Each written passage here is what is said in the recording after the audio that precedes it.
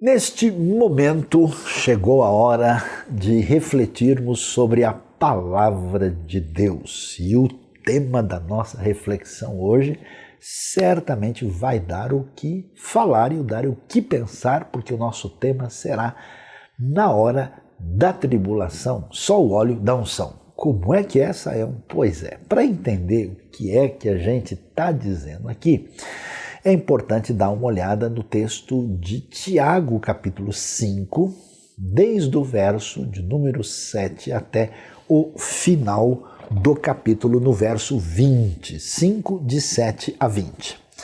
Diz o texto o seguinte: portanto, irmãos, sejam pacientes até a vinda do Senhor. Vejam como o agricultor aguarda que a terra produza a preciosa colheita e como espera com paciência até virem as chuvas do outono e da primavera. Sejam também pacientes e fortaleçam o seu coração, pois a vinda do Senhor está próxima. Irmãos, não se queixem uns dos outros para que não sejam julgados. O juiz está às portas. Irmãos, tenham os profetas que falaram em nome do Senhor como exemplo de paciência diante do sofrimento. Como vocês sabem, nós consideramos felizes aqueles que mostraram perseverança. Vocês ouviram falar sobre a perseverança de Jó e viram o fim que o Senhor lhe proporcionou. O Senhor é cheio de compaixão e misericórdia. Sobretudo, meus irmãos, não jurem nem pelo céu, nem pela terra, nem por qualquer outra coisa, seja o sim de vocês sim e o não, não, para que não caiam em condenação. Vamos até aqui, depois vamos prosseguir na nossa leitura aqui do livro de Tiago. Então, olha lá que coisa interessante.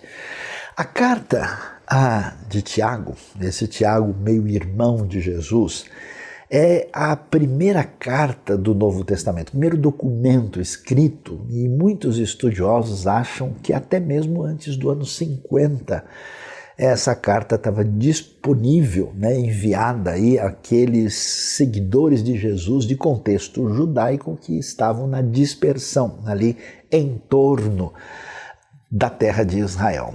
E a situação era um tanto quanto complicada, Esse pessoal estava sofrendo dificuldades de algum tipo de perseguição, e a gente compreende, em função de tudo que acontece nesse cenário dos seguidores de Jesus, da comunidade primitiva da fé, mas também um problema entre eles, de relacionamento, de não conseguirem se ajustar, especialmente entre os mais abastados e os que estavam em condição, vamos dizer, de necessidade socioeconômica maior. Quando nós lemos aqui, Tiago começa a dar algumas orientações sobre como é que a gente lida com a vida. É um livro tão interessante, importante, porque é um livro muito prático, muito objetivo, vai falar sobre como é que a gente lida no relacionamento com os outros, como é que a gente lida com a língua, o que é verdadeira sabedoria. E um dos temas que aparece desde o começo na carta ao Tiago é essa questão que mexe com todo mundo. Ou seja, quando a gente passa por situações incômodas, difíceis, que é genericamente chamada de tribulação, e a gente pergunta, afinal de contas, o que é que Deus quer com isso? Por que o Deus que é tão amoroso, por que é tão poderoso e como está dirigindo a nossa vida, encaminhando todo o projeto da redenção, como é que Deus lida e interfere com isso? Inclusive, eu faço questão de ler o texto também na versão aqui, a mensagem, para a gente ver a força das palavras comunicadas de maneira mais, vamos dizer, forte. Então, acompanhem comigo. Enquanto isso, amigos, esperem a vinda do Senhor. Sejam pacientes, os fazendeiros vivem assim, sempre esperando o tempo da colheita com paciência, deixando que a chuva faça o seu trabalho lento. Tenham a mesma atitude sem fraquejar. O Senhor pode chegar a qualquer momento. Irmãos, não reclamem uns dos outros. Vocês sabem que uma queixa muito maior poderia ser feita contra vocês. O juiz está às portas.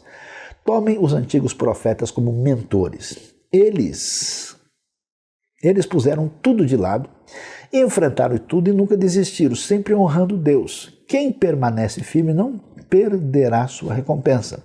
Vocês, por certo, já ouviram falar da paciência de Jó e sabem que Deus o recompensou no final. Lembrem-se, Deus se importa conosco em tudo, até mesmo nos detalhes. Agora que sabem como Deus se importa conosco, parem de dizer coisas como juro por Deus. Deixem de impaciência fazendo juramentos para apressar Deus.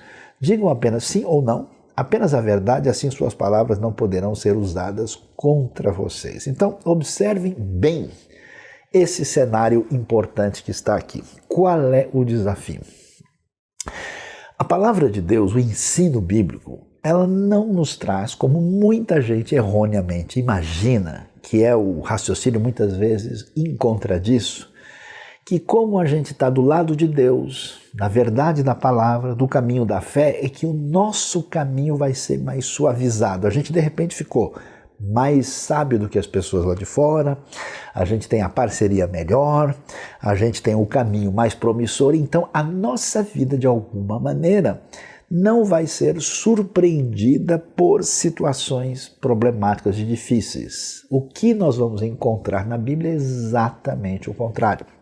Por isso, o texto vai dizer para a gente que o que Deus deseja é que nesses momentos de dificuldades, de situações difíceis, de problemas que a gente enfrenta que parecem, vamos assim dizer, prejudicar a nossa firmeza na fé, que a gente aprenda a lidar com isso. Então veja, não tem esse negócio, eu estou acostumado a ouvir em ambientes de orações, assim, em ambientes religiosos, tipo, Senhor, tira toda a tristeza do nosso coração agora, ó Deus, né, que não haja nenhum sentimento negativo, nenhum problema, tira toda a dor. Não é esse o tipo de oração que nós encontramos no ensino de Jesus e da igreja primitiva.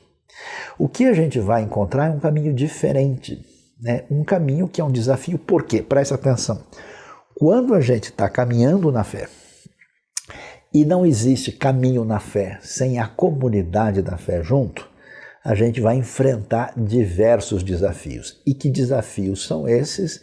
São os desafios da gente conseguir caminhar, prosseguir na nossa jornada a despeito das situações problemáticas e difíceis que são essas provações, essas tribulações que são mencionadas desde o começo da carta de Tiago. Mas também, veja, se tem um monte de gente com fardo nas costas, se tem um monte de gente com problemas a enfrentar, esperando de Deus a sua bondade e o seu poder à nossa disposição o tempo todo. E esse pessoal começa a andar junto, o que vai acontecer? Atenção, vai dar ruim. Por quê? Porque esse pessoal, à semelhança dos israelitas no deserto, começam, cá entre nós, a causar. Começam a ter problemas, começam a ter conflitos, começam a ter uma relação prejudicada por não aprenderem a lidar com as suas próprias insuficiências e dificuldades, tanto no nível individual como no nível da comunidade da fé. Por isso é tão importante o ensino de Tiago quando ele vai nos dizer o seguinte, pessoal, nós aguardamos o desfecho final vitorioso do reino de Deus com a vinda do Senhor. Mas não é ainda o momento. Enquanto isso, a gente tem que aprender, eu acho tão interessante. A Bíblia dá uns conselhos para a gente, fala assim, pessoal, dá uma olhadinha no mundo que Deus criou. Você já deu uma olhadinha nas aves do céu? Você já olhou os lírios do campo? Você já viu como é que funciona a ordem natural do grande Criador? Então vejam como funciona a realidade que tem a ver com a nossa sobrevivência no mundo da agricultura. Como é que funciona? O agricultor, né, quando ele vai lidar com a produção da terra, não adianta ansiedade, não adianta perturbação, não adianta tentativa de aceleração, ele precisa aprender a esperar o tempo certo das coisas. Então ele como acontece na terra de Israel, na região, você tem as chuvas de outono e de primavera, né?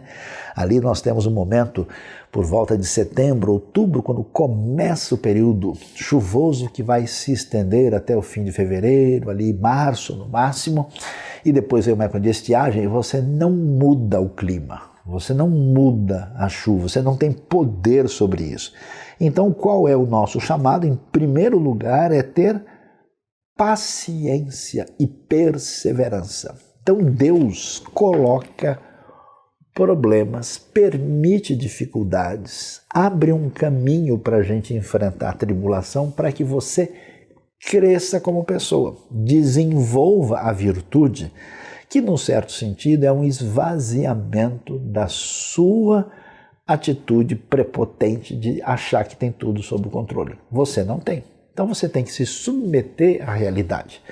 E assim como o agricultor com paciência aguarda o momento certo para que ele tenha a colheita e garanta a sobrevivência, a gente precisa aprender isso com a percepção da ordem natural. Então, vocês precisam ser pacientes e, atenção, fortalecer o coração. Porque o que acontece, né? Você vê que muita gente às vezes até segue a caminhada da fé, mas segue assim com aquela cara de quem está chupando limão. Segue com uma cara assim de quem, sabe? Tipo, eu tô seguindo aqui meio que empurrado, né? Eu tô aqui meio que sobrevivendo nessa coisa, mas não fortaleça o coração porque Deus é bom e é poderoso e o desfecho dessa caminhada é extraordinário. O desfecho da caminhada do povo de Israel na história termina na Terra Prometida. O desfecho da nossa caminhada com Deus termina num desfecho promissor na vida eterna, na sua plenitude. O desfecho do plano da redenção final termina com a vinda do Senhor. Ele diz, a vinda do Senhor está próxima. É claro que esse próximo é do ponto de vista de Deus. No nosso calendário, às vezes é difícil lidar com isso. E qual é o problema? Enquanto a gente carrega as cargas pesadas e temos as mochilas nas costas e nessa caminhada a gente acaba arrumando confusão um com o outro. Ou povo difícil, esse povo de Deus, desde sempre. Então ele diz, não se queixem uns dos outros para que não sejam julgados. Eu gosto de dizer uma frase meio pesada, e alguém diz, Saião, qual é o grande inimigo do povo de Deus, da igreja e tal? Será que é o demônio, né? Será que é o mundo lá fora que ameaça a gente? Olha, parece que em muitos momentos o maior inimigo foi o próprio povo da comunidade da fé, porque eles tantas vezes conseguem desnecessariamente arrumar uma relação conflituosa um com o outro. É divisão desnecessária, é uma fragmentação exagerada, é uma atitude do tipo, olha, a minha denominação, a minha postura, a minha convicção, a minha particularidade teológica me faz melhor do que os outros. Pessoal, não é por aí.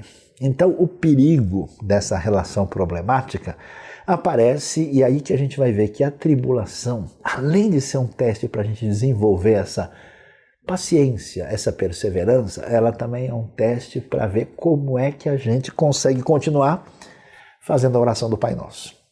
Como é que a gente consegue continuar numa relação adequada com os irmãos e não permitir que isso vire conflito? Porque você já parou para pensar? Às vezes a gente reclama dizendo, as pessoas não acreditam em Deus, têm o coração duro, não querem ouvir da fé. Mas quantas guerras, quantos conflitos, quantas coisas estranhas demais do ponto de vista de Jesus e dos discípulos primeiros aconteceram na história em nome da fé. Como é que a gente depois vai falar, olha, o Evangelho é o poder de Deus para a salvação, se o pessoal escuta um monte de coisa que parece mostrar outra direção? E aí, Tiago prossegue e vai adiante, dizendo, escuta, vamos acalmar e fortalecer o coração?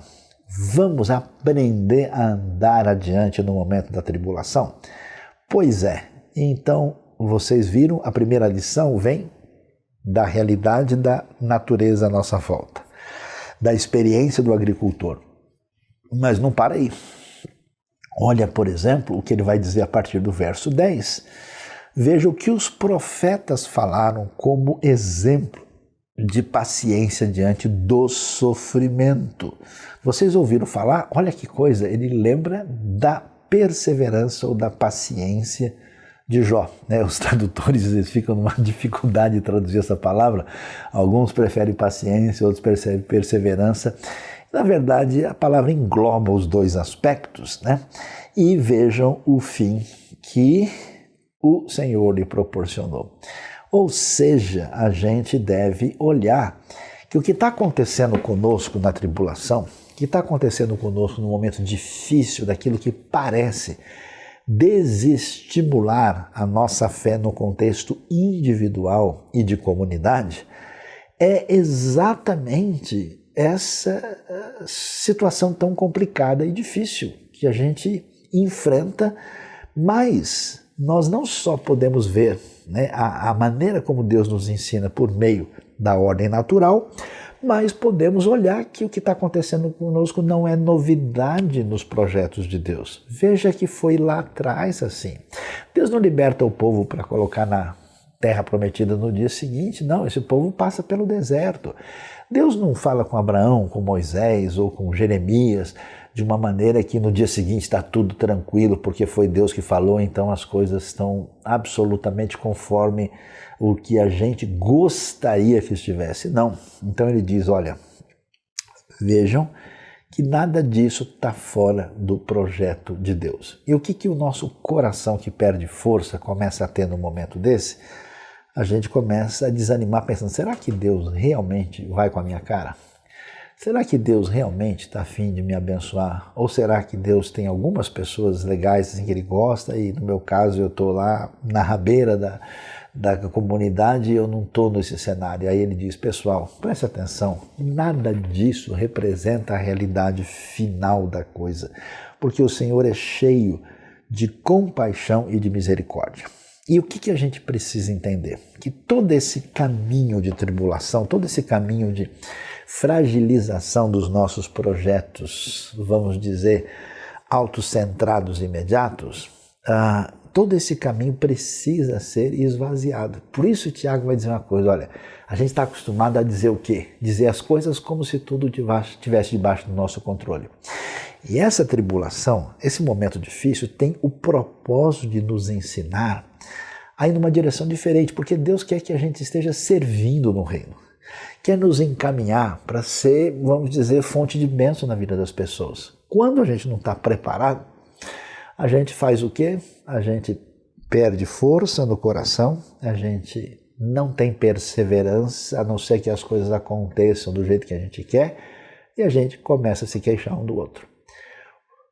Todo esse processo de dificuldade tem o potencial de nos ajudar a vencer isso. Por isso o texto vai dizer para a gente essa palavra, não jure nem pelo céu, nem pela terra, nem por qualquer outra coisa, seja o seu sim, sim, e o seu não, não, para que vocês não caem em condenação. Inclusive, na versão a mensagem, a maneira de expressar isso ficou muito interessante, porque o texto ali vai dizer, olha que coisa interessante, parem de dizer coisas como, juro por Deus, deixe de impaciência, fazendo juramentos para apressar Deus, tá vendo? Tá pegando onde é que está o foco da coisa?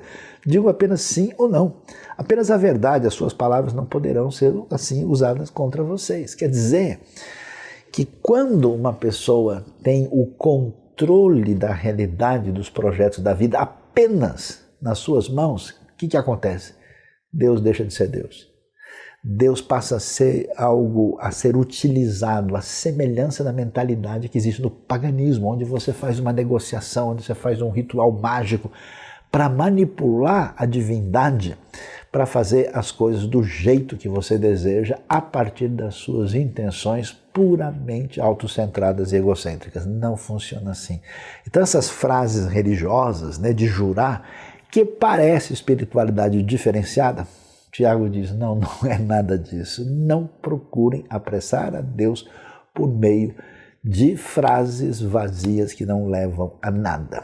Deus quer abençoar você por meio de uma jornada desafiante para que você cresça na fé, na sua relação com Deus, através de uma perseverança de uma fé amadurecida e com as pessoas que seguem juntos nessa caminhada da fé. Do contrário, a gente só vai ter uma atitude infantil e indevida diante dos outros irmãos na fé, que é queixa e reclamação uns contra os outros, uma das maiores enfermidades na história da fé.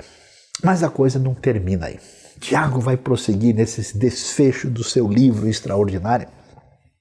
E ele vai dizer para a gente agora, lendo o texto do verso 13 em diante, algo que chama a nossa atenção, e eu acho assim, espetacular o jeito direto, objetivo de Tiago. Sabe aquela pessoa que você vai conversar, nunca sabe o que a pessoa está dizendo, porque é uma enrolação do começo ao fim. É um negócio assim que dá nos nervos. Então fala logo, o que você está querendo dizer, né? Tiago não tem isso. Ele é bate-pronto, ele é direto e ele diz: entre vocês há alguém que está sofrendo? Existe. Então, olha, vamos procurar uma explicação muito grande na teologia.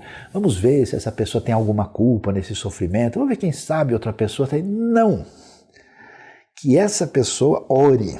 Alguém que se sente feliz, que cante louvores. Entre vocês, alguém que está doente, que ele mande chamar os presbíteros da igreja para que esses orem sobre ele e o unjam com óleo, em nome do Senhor. A oração feita com fé curará o doente e o Senhor o levantará. E se houver cometido pecados, ele será perdoado. Portanto, confesse os seus pecados uns aos outros e orem uns pelos outros para serem curados. A oração de um justo é poderosa e eficaz. E Tiago vai adiante e diz: Elias era humano como nós. Ele orou fervorosamente para que não chovesse, e não choveu sobre a terra durante 3 anos e meio. Orou outra vez, e os céus enviaram chuva e a terra produziu seus frutos. Meus irmãos, se algum de vocês se desviar da verdade e alguém o trouxer de volta, lembre-se disso: quem converte um pecador do erro do seu caminho salvará a vida dessa pessoa e fará que muitíssimos pecados sejam perdoados. Que coisa impressionante essa história do óleo da unção e essa conversa da tribulação. Eu faço questão de ler na mensagem para ressaltar alguns aspectos assim importantes que acabam ficando nítidos nessa transposição para a realidade de hoje. Vocês estão sofrendo? Orem, sentem-se bem, comecem a cantar. Estão doentes? Chame os líderes da igreja para orar por vocês e ungí-los em nome do Senhor. A oração confiante irá curá-los. E se tiverem pecados, serão perdoados, curados por dentro e por fora. Façam disso uma prática comum. Confessem seus pecados uns aos outros e orem uns pelos outros para que vocês possam viver juntos, integrados e curados. A oração da pessoa justificada por Deus é poderosa e vitoriosa. Elias, por exemplo, humano como nós, orou com fé para que não chovesse, e não choveu nem uma gota durante 3 anos e meio. Depois orou para que chovesse e choveu. As chuvas vieram e a vegetação começou a crescer de novo. Prezados amigos, se vocês conhecem alguém que se desviou da verdade, não desistam dessa pessoa. Façam tudo para trazê-la de volta e terão resgatado uma vida preciosa da destruição e impedido que ela se afaste de Deus. Então, o que acontece? Já que nós não temos o controle, já que a gente não tem condição, como o agricultor não tem, de manipular a chuva para fazer a coisa funcionar como ele deseja, já que a gente tem toda a história contando como Jó e outros profetas do passado foram ensinados por Deus, quando a coisa apertar e a gente tiver esse grande momento de tensão e de tentação, de desanimar ou de reclamar e de entrar numa relação de ruptura com os outros porque a gente não está legal, o que a gente faz na prática quando a coisa está difícil? Eu acho impressionante Tiago dizer: escuta, você está sofrendo? Então não é para fazer explicações mirabolantes, não é para a gente fazer qualquer coisa que pareça complicada demais. O foco é claro: faça oração, porque você precisa entender que você depende de Deus. A oração é a confirmação concreta de que a gente de fato acredita que Deus tem poder e é misericordioso e tem a sua mão de supervisão sobre tudo. Então esse é o conselho. Você está feliz? Está alegre? Qual é a referência? Você de novo volta isso para Deus. Está vendo que o foco é esse? Você está numa situação difícil, oração intercessória, se volte para Deus. E se você está muito feliz, cante. E de repente surge esse texto que muita gente às vezes presta atenção e fala: ih, Sayão, que história é essa? Alguém está numa situação muito difícil, alguém está doente, o que deve ser feito? Chame os líderes, os presbíteros da igreja para fazer oração com óleo. O que a gente entende aqui? Quais são os possíveis problemas de entendimento inadequado desse texto? Primeiro, veja bem, não aparece aqui a ideia de que existe um poder no óleo, ou melhor falando, no azeite de oliva. Tiago não diz: pessoal está doente, distribuam azeite para todo mundo aí, ó. E aí o pessoal que tocar nesse azeite especial, nesse, como dizem alguns, óleo ungido, eles serão curados. Não diz isso. E nem diz que a liderança da igreja deve chamar as pessoas para o culto do azeite, a noite do óleo. Não aparece isso. O que aparece? Está dizendo o seguinte, que a pessoa que está doente, para mostrar que qualquer situação na vida precisa se remeter a Deus, o Deus da tribulação, o Deus que nos convoca à perseverança, o Deus que nos chama a uma convivência fraternal na fé, você apresenta isso diante de Deus. Como? Como uma expressão de fé concreta. Observe que não é a orientação que os presbíteros da igreja, a liderança, a igreja primitiva tem uma liderança plural, né? Não é que essa liderança da igreja vai chamar as pessoas para um grande encontro de derramamento de óleo e de azeite. Não, é a pessoa que deve chamar alguém para que se faça oração. Mas a pergunta é: e por que óleo? Por que azeite de oliva? Existe algum poder especial? Porque nós estamos no ambiente do Israel antigo. A realidade da vida do Israel antigo, as três coisas mais comuns do dia a dia são pão, azeite e vinho. Isso faz parte dessa realidade cultural. Então, o azeite era usado para uma série de coisas. O azeite passava por três prensagens. Ele servia de alimento, ele servia de cosmético e de limpeza, servia de combustível. O azeite está presente em tudo. Então, por que se chama? É apenas uma maneira concreta e expressada publicamente de demonstrar fé. E aí vem uma coisa muito interessante. Apesar de termos tribulação, apesar de sermos chamados à perseverança, tantas vezes Deus poderosamente age na nossa vida com ações milagrosas de cura, de libertação, de poder para a sua honra e para a sua glória. O que a gente não pode deixar é de continuar adorando e glorificando a Deus, tanto nos momentos difíceis como nos momentos especiais. E aqui, Tiago aponta para isso. Olha, vocês tenham fé que Deus tem esse poder e vocês devem fazer essa unção em nome do Senhor.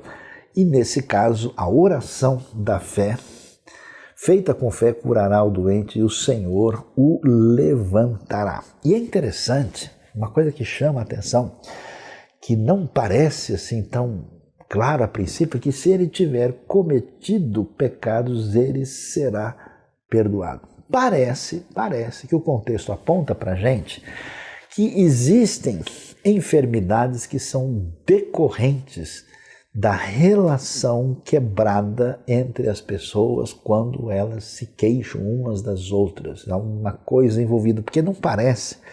Interessante que o Novo Testamento não apresenta nenhum caso concreto da cura de um cristão. Geralmente quem são curados são os descrentes que chegam e recebem a cura e creem em Jesus. Não há uma promessa que todo cristão vai ter todas as suas enfermidades e problemas resolvidos. Você vê que Paulo deixa Trófimo doente em Mileto, você vê que ele não cura o Timóteo das suas dores do estômago, ele mesmo tem um espinho na carne para enfrentar. Então, assim, não é que existe uma ideia de cura generalizada, mas aqui há uma expectativa de cura muito clara que parece estar associada com esse fato de ter cometido pecados. E os pecados que estão em vista aqui têm claramente relação com a comunidade, porque nós somos chamados para sermos irmãos uns dos outros e para servirmos uns aos outros no reino de Deus. E quando a tribulação nos desanima, e quando a gente tem o coração enfraquecido, e quando a gente perde tempo tendo conflito um com o outro, a gente precisa de um redimensionamento. E às vezes isso pode ter desdobramentos de enfermidade na vida das pessoas.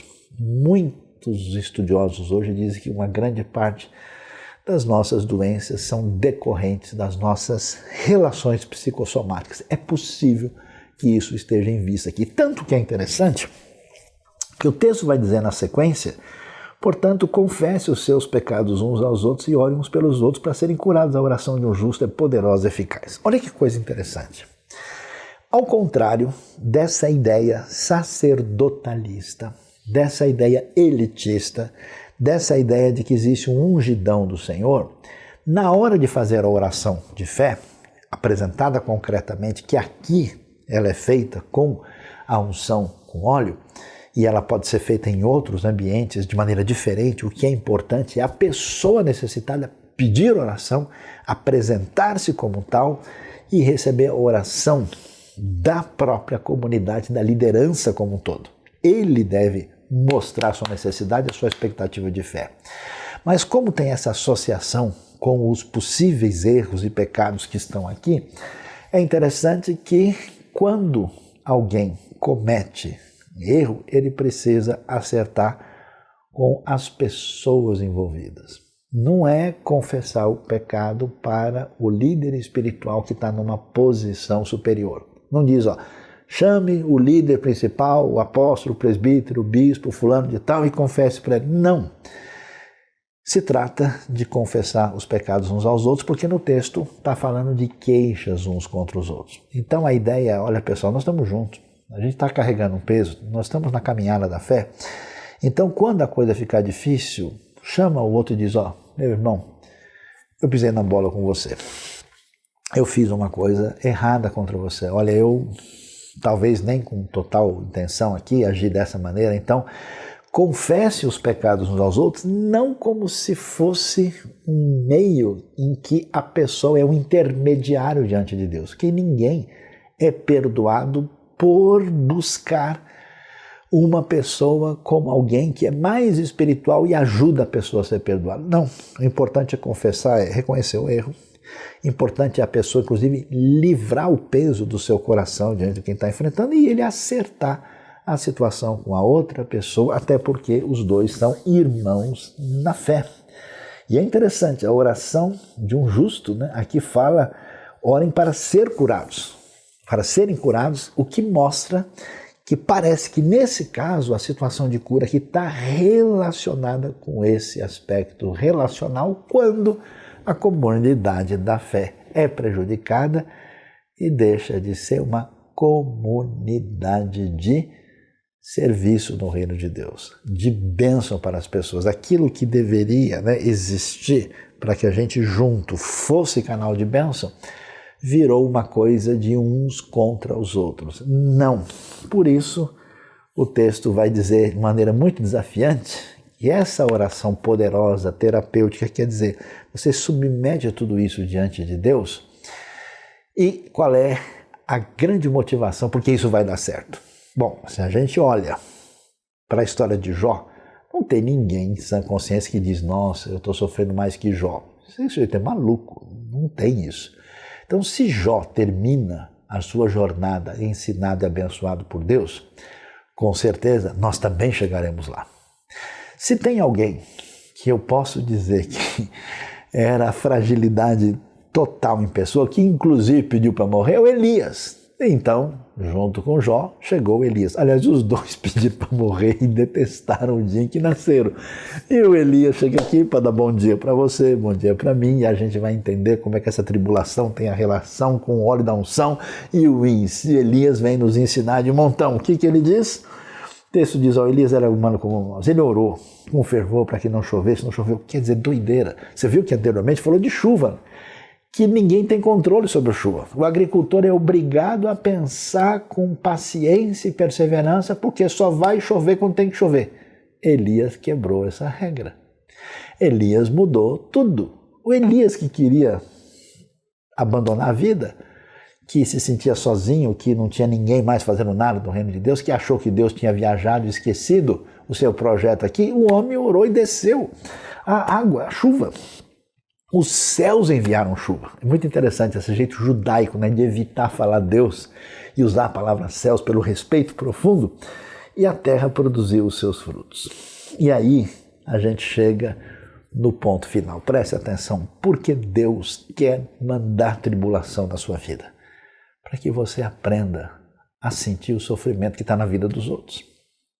Por que Deus quer que a gente desenvolva a perseverança? Porque se a gente está no nosso conforto pleno, e a gente vê as outras pessoas aqui, o que a gente faz? A gente julga, mete a boca e entra no processo de queixa, para que a gente desça do pedestal e entenda que todo mundo é a cara de Jó e de Elias. Deus chama a gente, através da tribulação, através dessa caminhada de perseverança, para a gente fazer o que mais importa, que é servir o nosso próximo. Como? Trazendo ele de volta. Olha que coisa impressionante. Se algum de vocês se desviar da verdade e alguém o trouxer de volta, veja, isso vai acontecer. O pessoal em Tiago está balançando. Você lê as cartas do Novo Testamento, está todo mundo se desviando da verdade todo dia. A questão é o quanto se desviam. Porque a gente é cabeça dura. A gente quer seguir o nosso caminho, a gente vai lá, quebra a cara até Deus trazer de volta. Então, quando isso for acontecer, e isso acontece aqui porque o pessoal está numa situação complicada, é o pessoal que está mais abastado, discriminando quem é pobre, é o pessoal explorando o outro, é uma situação difícil na comunidade da fé. Pois quando isso acontece, lembre-se disso. Quem converte um pecador do erro do seu caminho salvará a vida dessa pessoa e fará com que muitíssimos pecados sejam perdoados, né? Não, achei legal a mensagem dizer, né? Se vocês conhecem alguém que se desviou da verdade, não desistam dessa pessoa. O que a gente faz? No caminho normal, indevido do nosso coração, longe do ensino de Tiago, a gente começa a exagerar na importância do nosso momento de dor na tribulação. A gente perde força, a gente desconecta essa fonte de fé e vida. Com a ansiedade, o nervosismo e a perturbação, a gente passa a se queixar uns dos outros e entrar numa caminhada problemática. E aí a Bíblia diz ao pessoal, vamos voltar aqui, preste atenção. Deus continua sendo Deus, Ele continua sendo bom, todo-poderoso, então aprendam a caminhar e aprendam o que é perseverança e o que é paciência. Você precisa disso. Depois, olhem para a realidade, tudo o que acontecer com vocês, não tente caminhar sozinho. Não transforme a sua alegria numa festa particular. Cante louvores, agradeça a Deus pela coisa boa que aconteceu com você. Não é assim. Tá difícil? Também não se feche no seu canto ali. Aprenda a colocar o sofrimento diante de Deus. Dedique-se à oração. Complicou muito, tem uma doença. Será que essas doenças são só doenças ou são doenças que envolvem a nossa relação prejudicada da fé? Se for, apresente isso e a comunidade com a liderança representativa vai interferir através da oração e Deus faz coisas bonitas. Bonita de que jeito? Do jeito que Ele fez com Elias. Se Ele fez com Elias, que era o cara que queria morrer, você acha mesmo que Ele não nos abençoará? E lembre-se, o que Deus quer com tudo isso? e a gente deixa de ser a comunidade da reclamação, a comunidade que virou refém da tribulação, que a gente encha de esperança o coração e que a gente traga de volta aquele que se perdeu, o seu irmão, para servi-lo de coração. Deus abençoe a nossa vida e nos ensine, através dessa poderosa unção de Tiago, unção que nasce impressionantemente da tribulação. Amém.